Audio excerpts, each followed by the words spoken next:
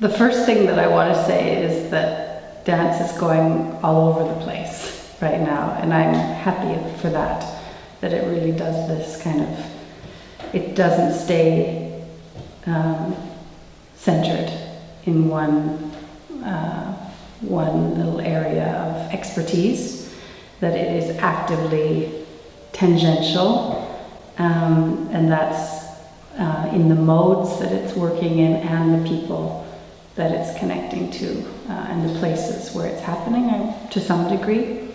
And then another really strong first thing that comes to my mind is that a lot of people are working here.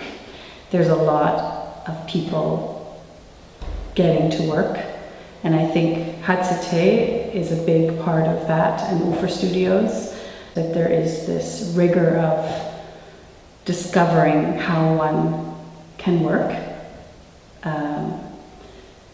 Not only how can I work financially and how is it possible to work, but more specifically, what could it mean to work?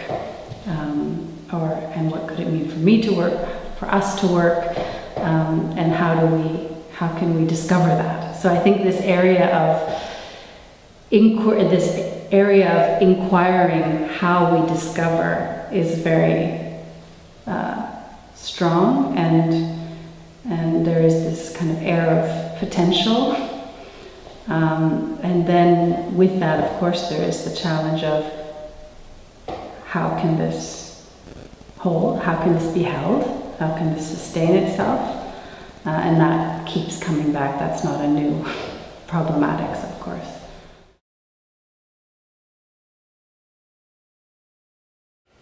I think there's something, the basic valuing of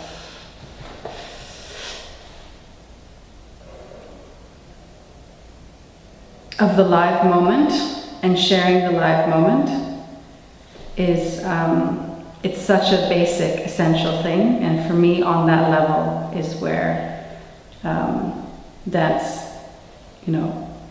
is the most, that's the first, let's say, that's the initial connection with politics for me. The care and the valuing of the shared live moment with each other.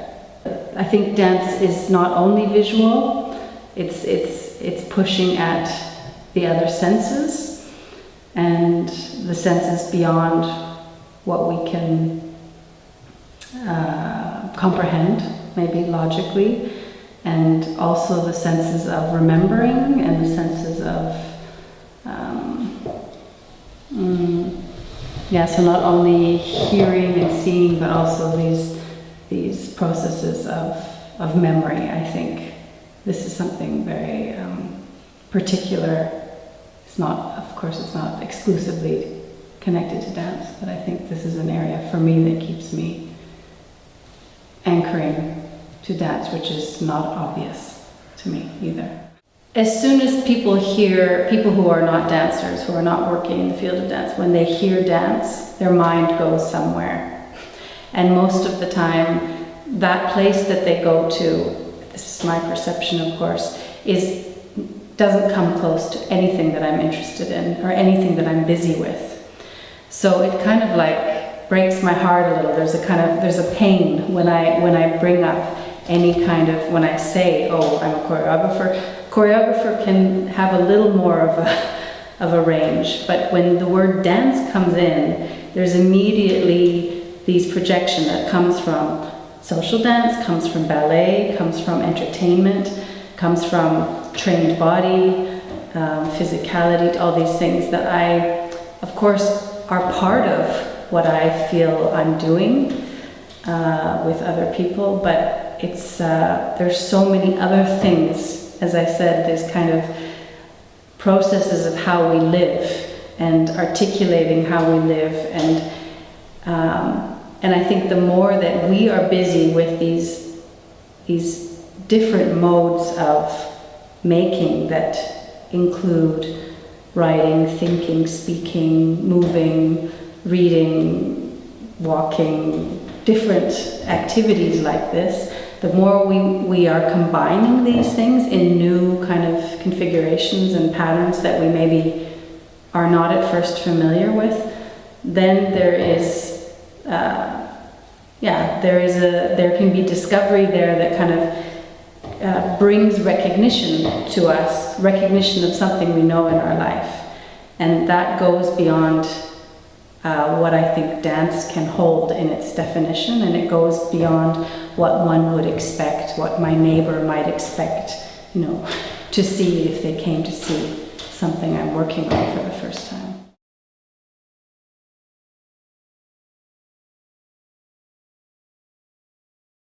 Yeah, I mean, I admit that when entering into a process with others, very quickly you develop your own language. And then it goes further and further away from a language that is easily transmitted to someone who hasn't been part of that process. So that private language or privately. More elaborate, I would say. Not necessarily private, but it's specialized and not on purpose to be private or to be exclusive. That's not at all the purpose of it. It is to go towards this discovering, and yet it does go into a path that is then that creates a gap. But I think that we have to also honor gaps. I think it's important to not be continually worried that we have to fill those gaps, that we have to simplify something that we did so that supposedly the neighbor who is supposedly simple will get it. As we were talking about the other day, that we are all very complex beings. So then the work is, how do we access that complexity in our process of making, and then the question that you're bringing, which I'm still always in the process of wondering, and I don't have an answer for it, but what is then that process of coming in touch with someone who wasn't in the process, and what is that, where do they meet, or where do they not meet, but at least something is shared, something that was made is shared, someone comes to meet it, and there's this huge gap there, but that gap is not necessarily a negative. That gap can be something that then allows them, I saw something, I don't know, or I heard something, I experienced something, don't know what it was, but it affected me. And so it's valid. I'm more interested in accepting that possibility.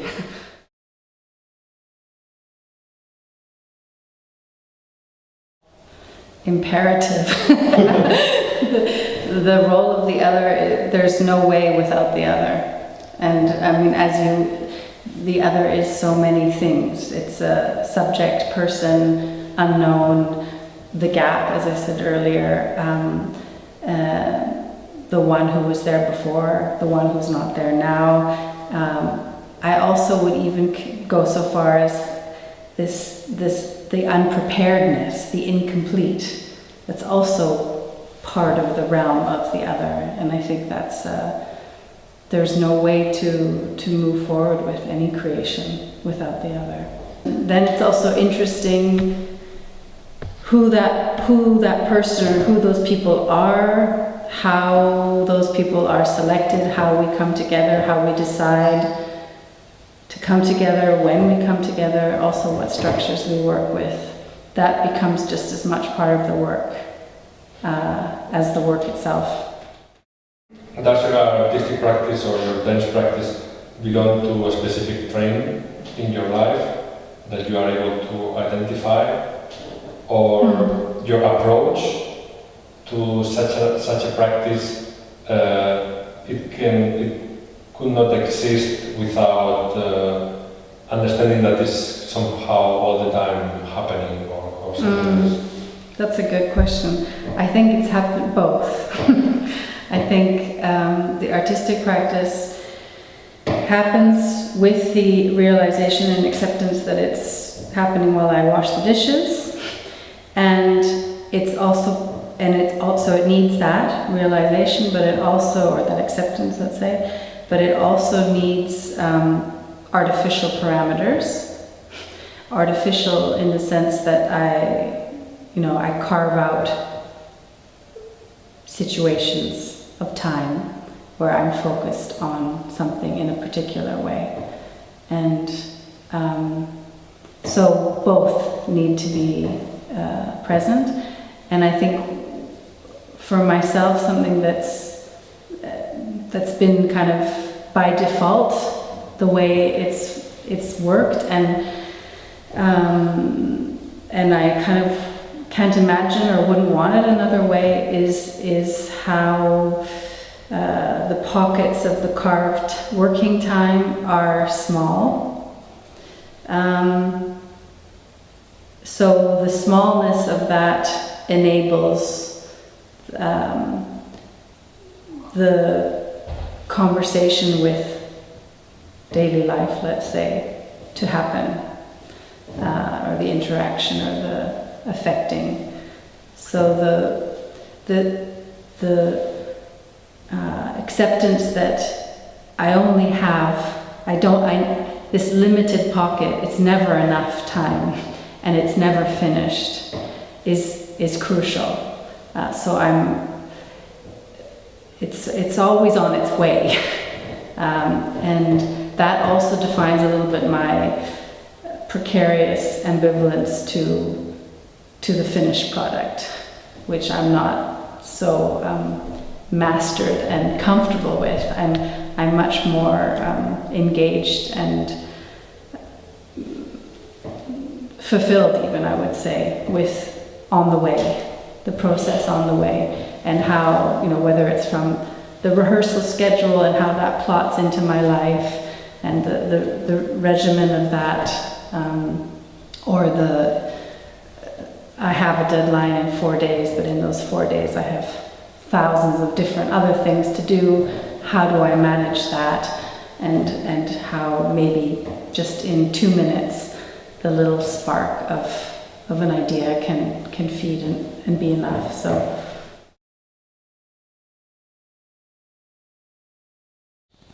I think practice starts with what you do, as simply as that, but then added to that is recognizing what you do. Awareness and recognition. Aha, this is familiar. I did this a month ago. I did this a year ago. There's some kind of a pattern in how I observe this, and how I relate to this, and how I make it work. So I think partly what you do naturally, matched with a kind of diagnostics of that, and then from that formulating something that you then decidedly go into. But next to the decidedly, of course, I think there has to be also, there needs to remain, to say, I'm going into the next question, which could be how to keep a healthy practice. It would be, to keep doors open. And this is where the kind of processes of discovery is so important. And I think there's been a surge in the last years for different reasons to define your practice. First of all, the singularity of that, I think, is unfortunate, because it kind of makes it sound like one should have one practice that includes everything. So I think we can't lose the essence of the multiple practices.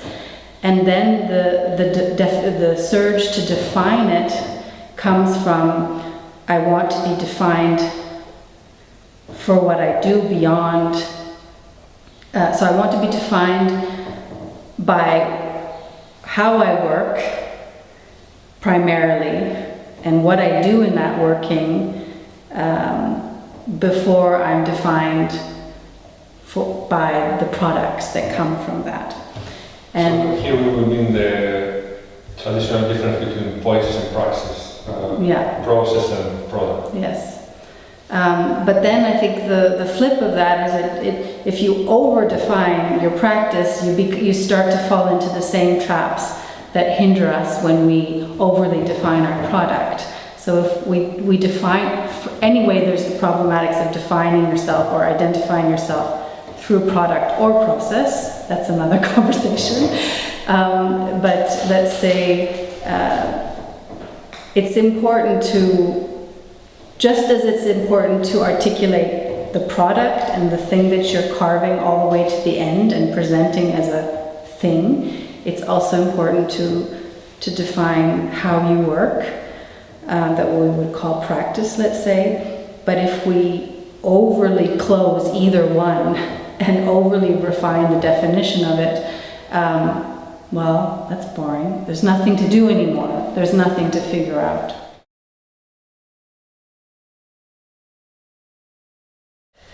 Practice is definitely a research, and research can be a practice. I think they can be interchanged, and they are changing.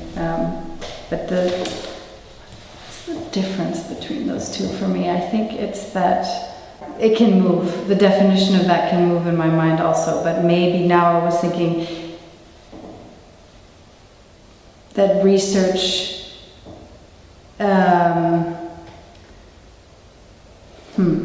that research defines its area, like okay, here's an area that I've maybe gotten to or found through my practice, and I've recognized there is this very particular constellation of interests that I want to work around, and then that I would define as a research.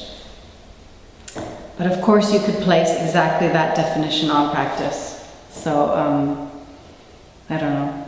I think I like to actually change the terms because I get so tired. I also get easily and quickly tired with the term practice and also with the term research. It's just like if it becomes overly present as the thing I'm doing is this, you know, then it's good. It just helps to switch them. And then more importantly to start to, as much as we can, to start talking about the specifics of what makes up the practice and the research.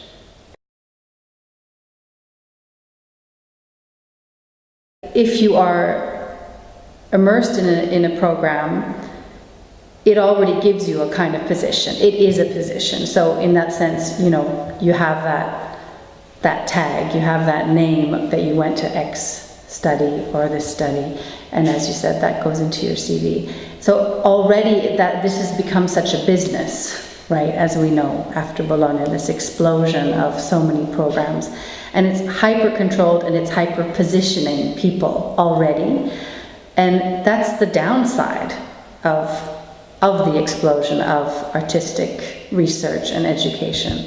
I think the upside of it, which is the side that we should focus on, is the opportunity to engage with how you work. And that can link to how this relates to the world. There's no need to think that engaging with how you work and talking and writing and being in the studio with your colleagues and with a guest artist is something that happens in isolation. It is completely relational. To that group of people and to the outer world. But I think that it is a precious time, and I don't mean it in the sense, yeah, I do think that it's important to protect it to a certain degree, and it doesn't mean, as I said, that you're not connected to how this relates to the broader scope of these kinds of practices and these ways of working. I think there's no way to be in isolation. You're exposed to so many people and so many practices and so many professionals that come in to visit. And of course, they come in to visit you. You don't so much go to see, as much to see them, so one can criticize that. But there is this opportunity of immense input. And I think that it's a shame to think that you have to share this tiny little sliver of 2 years of study with also, but how will I translate what I'm doing into a marketable thing. Because what that does is it says that, first of all, that you value whatever you do in terms of what the market wants. It also supposes that the mark is one singular, non-changing thing, which it also isn't. So I think that it's much, of course it's a jump. It's a jump from going from, let's say, the real world, the world where you don't have the luxury of immersing in research, because you also have to make money, and you also have to do this, and you also have to apply for this, and as we know. And then it's a jump to go into this protected luxury of, now I can focus on research. And it's also a jump how to make that. But again, I think the jumps are productive and the jumps are positive, and I don't think we need to shift how we're working just so that there is no gaps. I think we need those gaps, and the reality is that it is exceptional to be able to focus on research. Not necessarily my research, it can also be the research of each other and the ecology of that, which takes it a little bit away from the self-centeredness that comes from this education system. But what you started with people having gone in hoping that they would be better prepared for the market, I think if anything, research will prepare you to dismantle the market, and it will prepare you to start up a new market, start up a whole new kind of economy. And at its best, that's the directions that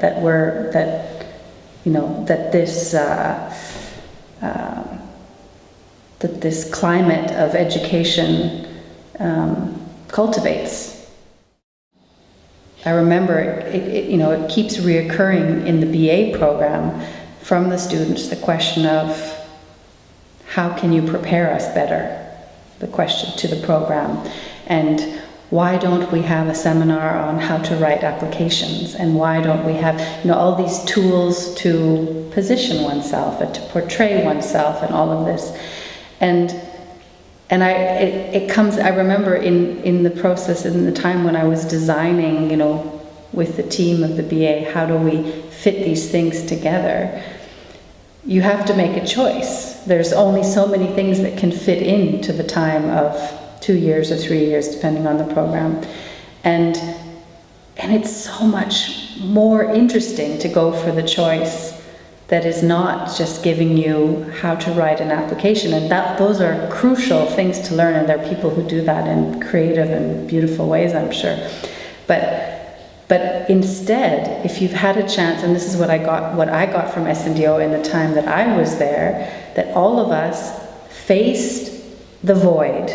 We faced the studio, we faced I don't know how to make a dance. Every day we faced that. And we figured out how we work alone and together, and then those continue to be our tools. And for example, now I see the BA alumni who, regardless of if they got a seminar on how to write an application, or what they got is how to work together, and how to write, and how to construct together, and to compose new things. So they have the tools to carve it out for themselves. And as I said, I feel they are starting new platforms and new ways of supporting each other's work, which is much more exciting, I think. I think an educational program has to be engaged with what the students, with that question, to the students, what moves you? But there's also kind of an indirect engagement that's important. So it's not that the program engages the student to be moved like this or to be moved like this, but instead that the program enables the student to ask oneself and each other and the others, what moves me? So there's a big difference of the imposition or making the space for it to happen. And then the example of, yes, some students go into a program because they have that ambition So why shouldn't that be allowed or enabled or facilitated? And I think if that comes to the surface, that that's what some need, that's fine. The problem is that that's usually what comes to the surface, and there's so many other things that can also come to the surface. So I think that we have to kind of resist that there's tendencies for certain things to always come to the surface, and those are the loudest things. And there's so many more interesting things that answer that question, what moves you? And I think it's the program's work and the student body's work to say, okay, that's a popular tendency, oh, that's a popular tendency, but how can I define something else that maybe is not popular? And that's where one would hope education gives a room for that, rather than just already going for the quick, expected